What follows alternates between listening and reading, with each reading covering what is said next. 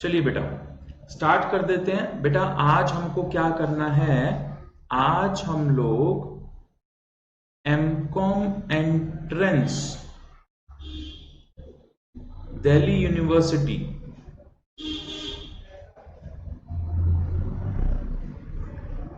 2020 का paper discuss करेंगे। इसमें क्या है बेटा, हम अपने सब्जेक्ट डिस्कस कर रहे हैं। मैं फिलहाल आपके साथ मैथ्स और स्टैट्स का पोर्शन डिस्कस करूंगा 2020 का। स्टैटिस्टिक्स की बात करें तो बेटा इस पेपर में स्टैटिस्टिक्स के 12 एमसीक्यू आए और मैथ्स के 13 एमसीक्यू आए। मैथ्स और स्टैट जो कि एक कंप्लीट यूनिट है, बिल्कुल अच्छी तरीके से 25 एमसीक्यू इसमें से पूछे गए। यहां पर अगर मैं क्वेश्चन नंबर की बेटा बात करता हूं तो क्वेश्चन नंबर 51 से लेकर क्वेश्चन नंबर 62 तक ये हमारा स्टैट्स का पोर्शन था, ठीक है जी। और 63 से लेकर 74 तक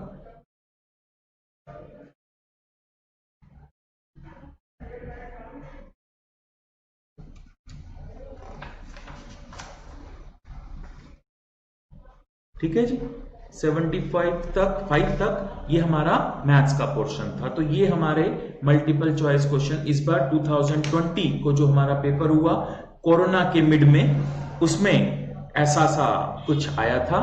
अब एक बार हम डिस्कस कर लेते हैं आगे कि क्या आया था। चलिए बेटा, तो मेरे ख्याल से पहले हम स्टैट्स का पोर्शन कर लेते हैं। इस बार जो स्टैट्स का पोर्शन आया ऑलमोस्ट थियोरेटिकल पोर्शन था वो, तो हम स्टैट्स का पोर्शन डिस्कस कर लेते हैं, जो कि जैसा कि हमने बोला क्वेश्चन नंबर 51 से लेकर क्वेश्चन 62 तक हमारे पास आया। ठीक है जी, ज्यादा थियोरेटिकल कॉन्सेप्चुअल बेस्ड क्वेश्चन थे, सॉल्व करने वाले बहुत कम थे। देखते हैं एक बार, देखो जी। तो सबसे पहला क्वेश्चन जो था बेटा हमारा 51 था, ठीक है जी। 51 में कोई भी खास प्रॉब्लम थी नहीं किसी बच्चे को। If a curve is more peaked than normal it is, ठीक है, इसमें कोई प्रॉब्लम ऐसे थी ही नहीं 51 में।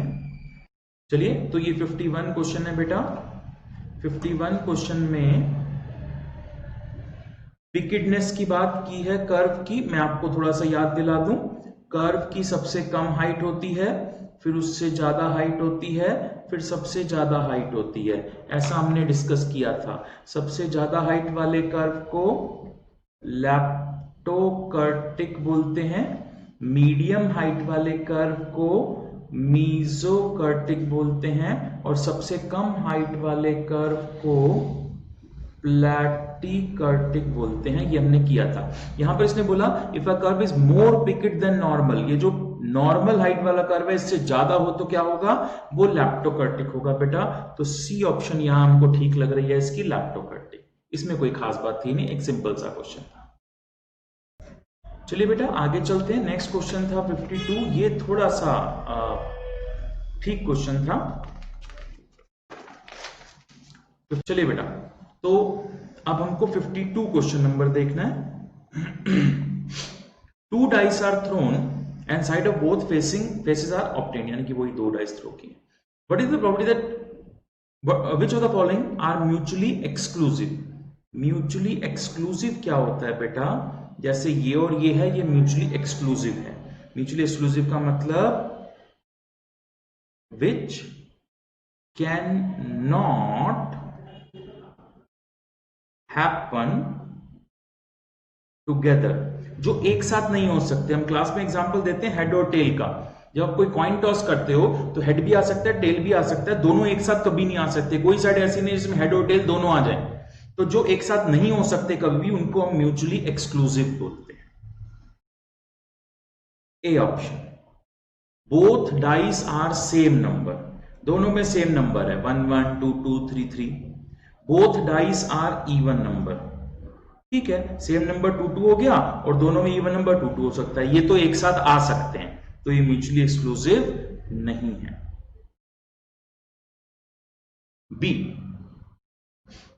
One of the dice has shown a 2, एक डाइस में 2 आ गया, दूसरे में पता नहीं क्या है। The some is greater than 8, some greater than 8। अब आप समझना बेटा, अगर आपको सम ग्रेटर देन 8 चाहिए, सम अगर आपको ग्रेटर देन 8 चाहिए तो यहां पे क्या आना चाहिए भाई? अगर मैक्सिमम 6 भी आता है तो 6 और 2 8 हो जाता है। हमें 6 से बड़ा नंबर कोई यहां चाहिए, 6 से बड़ा कोई नंबर आएगा तब इनका सम ग्रेटर देन 8 होगा। तो यानी कि ये चीज और ये चीज कैन नॉट हैपन टुगेदर, एक साथ कभी हो ही नहीं सकता। अब यहां पर कोई भी नंबर डाल लो डाइस का, 1 2 3 4 5 6, कभी भी सम ग्रेटर देन 8 नहीं आएगा। They can not happen together, यानी कि ये ऑप्शन हमारी एकदम सही है।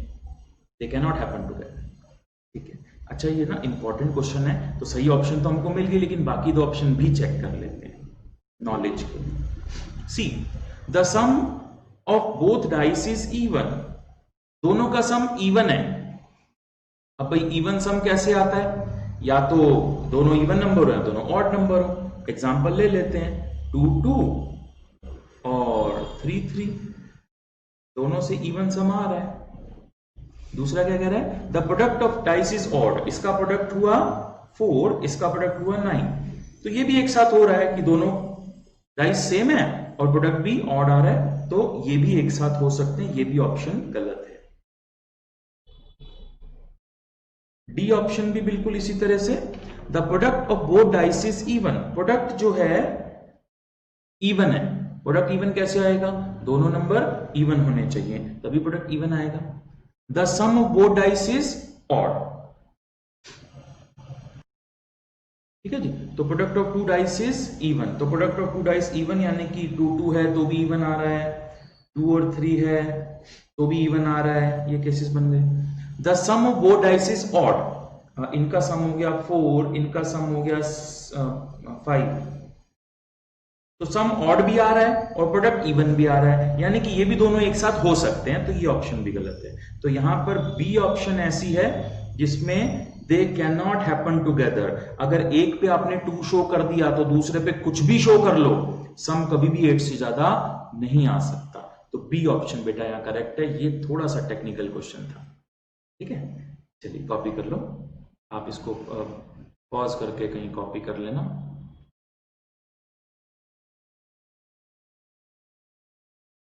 चलिए बेटा, अब एक बार क्वेश्चन नंबर 53 देख लेते हैं।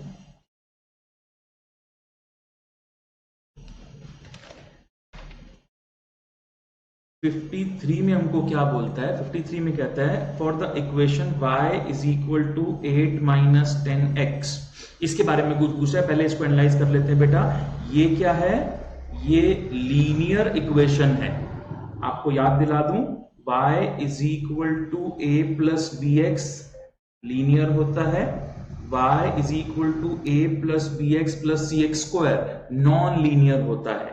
ये लीनियर और ये नॉन लीनियर, इसको हम क्वाड्रेटिक भी बोलते हैं, ठीक है। पहले तो ये लीनियर है, एक बात। दूसरी बात, यहां पर एक होता है डायरेक्ट रिलेशनशिप, एक इनवर्स। हमने कहा था y is equal to a plus b x में ये जो b है ये स्लोप होता है। अगर स्लोप पॉजिटिव है तो डायरेक्ट रिलेशनशिप होता है, अगर स्लोप नेगेटिव है तो इनवर्स रिलेशनशिप होता है। याद है ना, सिंपल मैथ्स में हमने किया था, पॉजिटिव में डायरेक्ट और उसमें इनवर्स। तो यहां पर एक तो लीनियर रिलेशनशिप है और क्योंकि स्लोप -10 है यानी कि ये इनवर्स रिलेशनशिप है। तो लीनियर है एंड इनवर्स है। अब हम ऑप्शन ढूंढ लेंगे आराम से, कोई दिक्कत ही नहीं आएगी। The relationship is direct and linear, गलत। डायरेक्ट एंड नॉन लीनियर, गलत। इनवर्स एंड लीनियर, ये सही है कि ये लीनियर भी है और इनवर्स भी है, ठीक है जी। कॉपी कर लो बेटा, पॉज करके कॉपी कर लेना। हो सकता है ज्यादा टाइम मैं नहीं दे पाऊं, आप पॉज करके कॉपी कर लिया करो। चलिए बेटा, अब 54 की बात करेंगे जरा। 54 में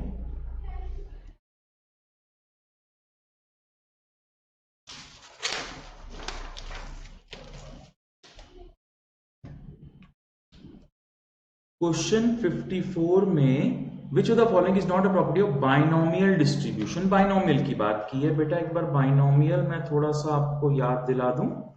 ये जो हमारा बाइनोमियल डिस्ट्रीब्यूशन था, इसका फॉर्मूला था NCX p रेस्ट पर x q रेस्ट पर n माइनस x। यहां पर दो आउटकम होते हैं, टू आउटकम्स, एक p और एक q, क्योंकि दो ही आउटकम है तो दोनों का सम 1 आता है, ठीक है।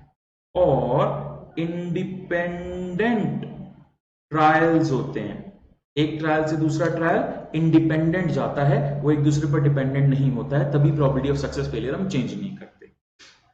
इसके बाद जो n है वो फिक्स्ड होता है, कितनी बार आपने ट्रायल किया वो भी फिक्स्ड होता है। ये बाइनोमियल की कुछ खास खास बातें होती है।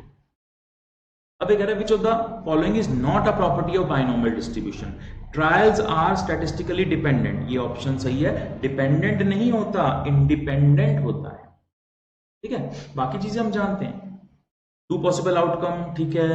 Outcome does not change from trial to trial, ठीक है जी, वो फिक्स रहता है। एक्सपेरिमेंट n फिक्स्ड, ट्रायल है n फिक्स्ड रहता है, ठीक है जी। तो ए ऑप्शन है, ट्रायल आर डिपेंडेंट बोल रहा है ये, जबकि ट्रायल्स इंडिपेंडेंट होते हैं। कॉपी कर लो बेटा। चलिए बेटा 55 कर लेते हैं।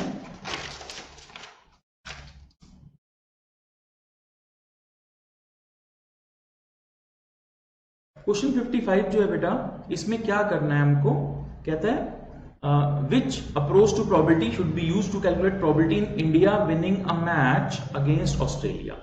इंडिया ऑस्ट्रेलिया से मैच जीतेगी या नहीं जीतेगी कैसे पता चलेगा भाई? हम क्या करते हैं, हम पास्ट डेटा उठाएंगे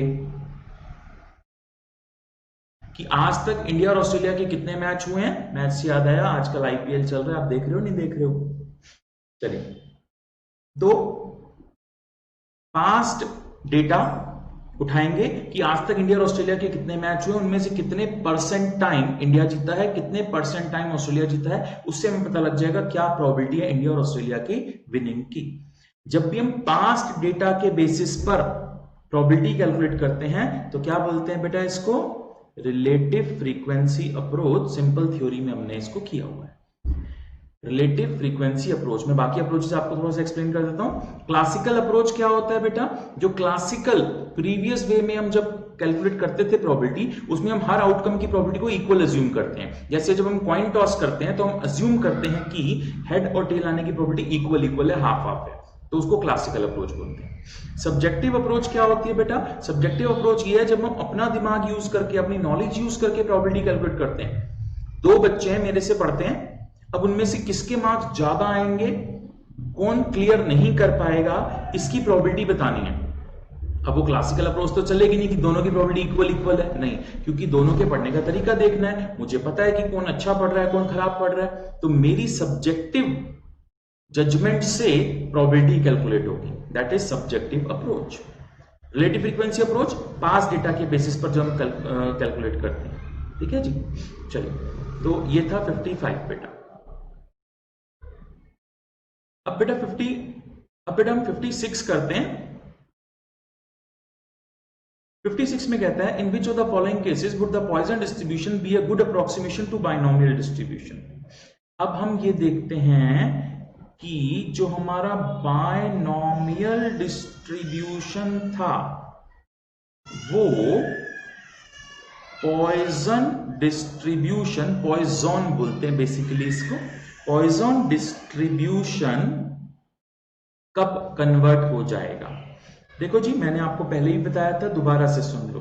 थियोरेटिकली हम बोलते हैं जब n लार्ज हो और p स्मॉल हो, जब n बहुत बड़ा हो और p बहुत छोटा हो तो बाइनोमियल पॉइजन बन जाता है। अब लार्ज पे हम थियोरेटिकली लिख देते हैं कि इंफिनिटी है, और स्मॉल में थियोरेटिकली लिख देते हैं जीरो। ना तो कभी ये इंफिनिटी होगा ना जीरो होगा, नियर इंफिनिटी या नियर जीरो। तो हमें ऐसी ऑप्शन ढूंढनी होती है जिसमें n लार्ज हो और p स्मॉल हो। तो अब यहां पर अगर हम देखते हैं बेटा ऑप्शंस में, तो n लार्ज होना चाहिए और p स्मॉल होना चाहिए। ये ऑप्शन मुझे D सही लग रहा है, इसमें n सबसे ज्यादा है और p सबसे कम है, दैट इज बाइनोमियल से पॉइजन की कन्वर्जन, डी ऑप्शन यहां पर बेटर रहेगा हमारे लिए, आप इसको कॉपी कर लें। चलिए बेटा, तो अब हम लोग एक बार 57 क्वेश्चन देख लेते हैं।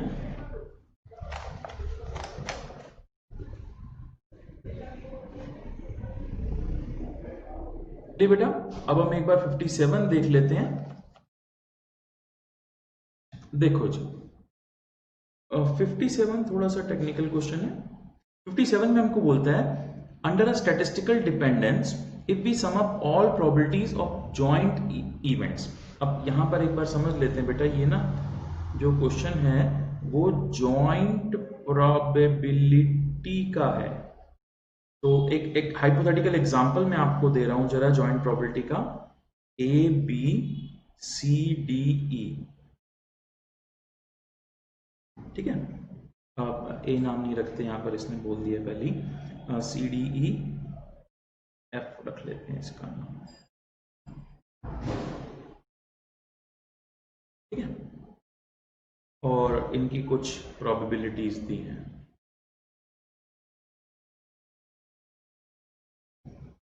इसको बेटा बोलते हैं जॉइंट प्रोबेबिलिटी टेबल, ठीक है। ये जॉइंट प्रोबेबिलिटी टेबल होती है। अगर आप दोनों तरफ से इसका सम करें तो सम 1 आना चाहिए, क्योंकि प्रोबेबिलिटी का सम हमेशा 1 रहता है। तो एक बार सम करके देख लेते हैं, टोटल यहां से और टोटल यहां से, इनका टोटल हो गया 0.6, और यार इसको 0.2 कर लो, क्वेश्चन में करेक्शन कर लो बेटा। ये क्वेश्चन है, इसका सम आ गया 0.4, दिस इज 0.2, 0.3, 0.5, ये 1 आना चाहिए, ग्रैंड टोटल 1 आना चाहिए बेटा, ठीक है बेटा। तो ये एक जॉइंट टेबल है जिसका सम 1 आ रहा है, क्योंकि प्रोबेबिलिटी का सम 1 आता है।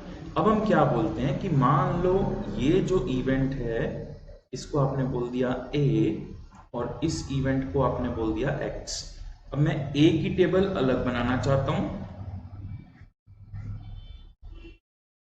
और एक्स की टेबल अलग बनाना चाहता हूं, ठीक है बेटा। देखो होगा क्या, ए में क्या क्या है, एफ है और बी है। एफ की प्रोबेबिलिटी 0.6, बी की प्रोबेबिलिटी 0.4, सम आ गया 1। एक्स में क्या क्या है, सी डी और ई है। सी की प्रोबेबिलिटी 0.2, डी की प्रोबेबिलिटी 0.3 और ई की प्रोबेबिलिटी 0.5, ये भी सम 1 आ गया। जब इस जॉइंट टेबल से मैं दोनों वेरिएबल को अलग अलग कर लेता हूं, जब इस जॉइंट टेबल से मैं दोनों वेरिएबल को अलग अलग कर लेता हूं, तो इन दोनों को बेटा बोलते हैं marginal distributions. This is marginal distribution of variable A. इसमें एफ और बी था, एफ का 0.6, बी का 0.4, सम आ गया 1। इसको क्या बोलूंगा बेटा, मार्जिनल डिस्ट्रीब्यूशन ऑफ एक्स। ये मार्जिनल डिस्ट्रीब्यूशन ऑफ एक्स है, एक्स में सी था, डी था और ई था, इसका भी सम 1 आ गया। तो जब भी जॉइंट प्रोबेबिलिटी से दोनों डिस्ट्रीब्यूशंस हम अलग अलग कर लेते हैं तो इनको क्या बोलते हैं बेटा, मार्जिनल डिस्ट्रीब्यूशंस। पहले तो आप इसको पॉज करके कॉपी कर लो कि जॉइंट से अलग अलग करने को मार्जिनल बोलते हैं। पॉज करके कॉपी करने के बाद अब हम यहां ऑप्शन देख लेते हैं। Under statistical dependence, if we sum all probabilities in a joint event, certain event A के लिए कर रहा है, तो उसको क्या बोलेंगे बेटा, marginal probability of A, marginal probability of A।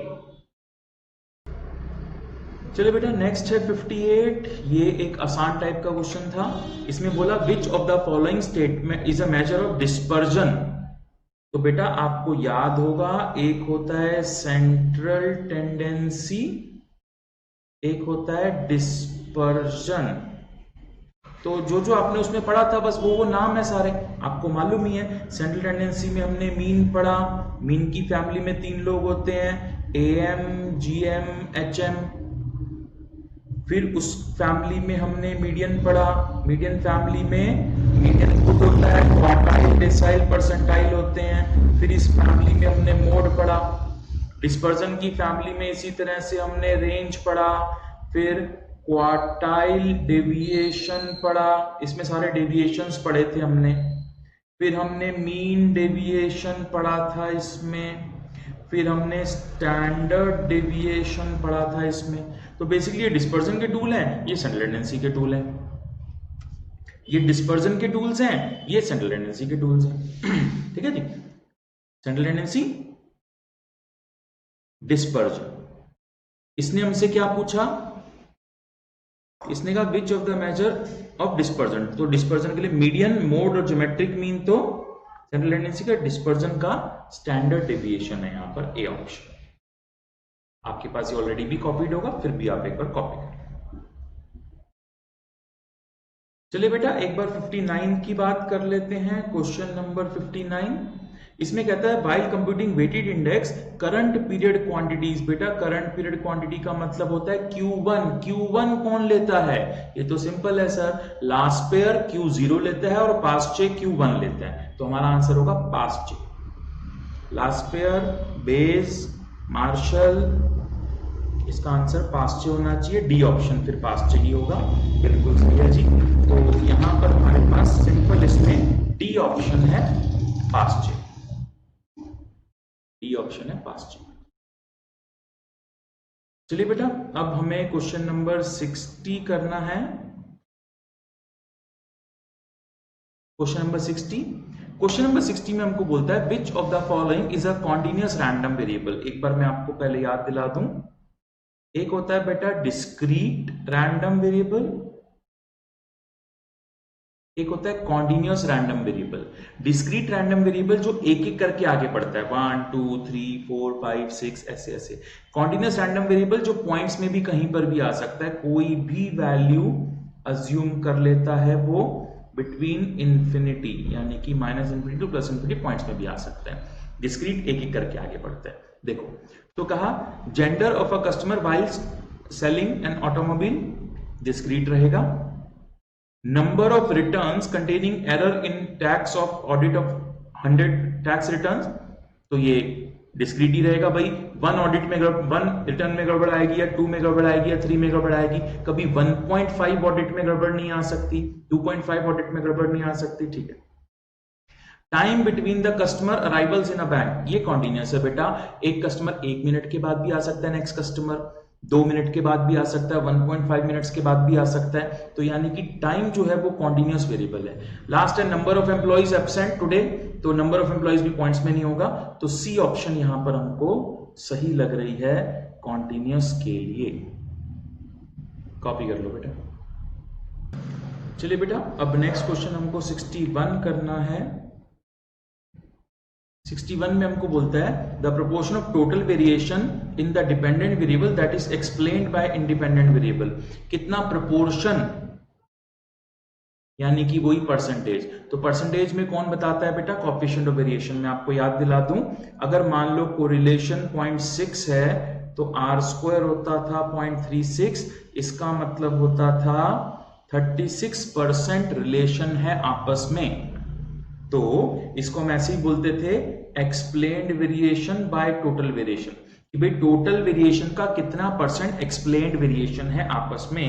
तो ये R² से पता लगता है, R से नहीं पता लगता। तो यहां पर आ गया बेटा कोएफिशिएंट ऑफ डिटर्मिनेशन। R² का नाम क्या था बेटा, कोएफिशिएंट ऑफ डिटर्मिनेशन था R² का नाम। ठीक है, तो कोएफिशिएंट डिटर्मिनेशन से पता लगता है। कॉपी कर लो। चलिए बेटा अब स्टैट्स का ये लास्ट क्वेश्चन है 62।